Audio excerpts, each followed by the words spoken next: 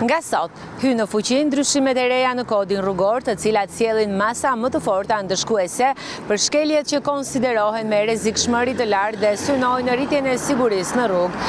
Një prej ndryshimeve më të rëndësishme lidhet me drejtuesit e mjeteve që kapen në mënyrë të përsëritur duke drejtuar automjetin në gjendje të dehur.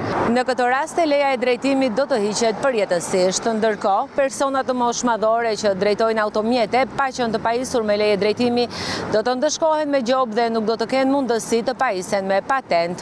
Masat e reja janë parashikuar edhe për të miturit që kapen në timon. Sipas ndryshimeve, ata do të kenë të drejtë të regjistrohen autoshkollë vetëm pasi të kenë mbushur moshën 20 vjeçare.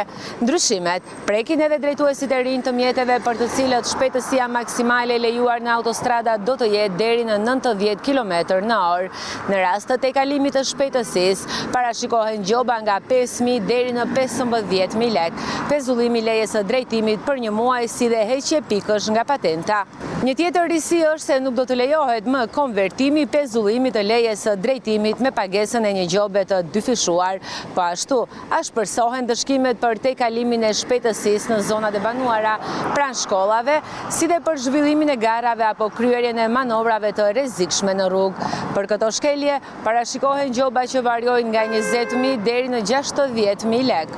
Ndryshime ka edhe për përdorimin e telefonit celular gjatë drejtimit të mjetit. Nëse një drejtues automjeti identifikohet 2 herë brenda një viti duke përdorur celularin në timon, leja e drejtimit do t'i pezullohet për 3 muaj.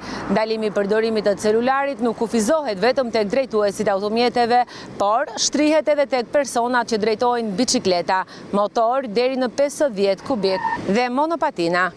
Me hyrje në fuqi të këtyre ndryshimeve, autoritetet synojnë të rrisin disiplinën në qarkullimin rrugor, të parandalojnë shkeljet e rënda dhe të përmirësojnë sigurinë për të gjithë përdoruesit e rrugës.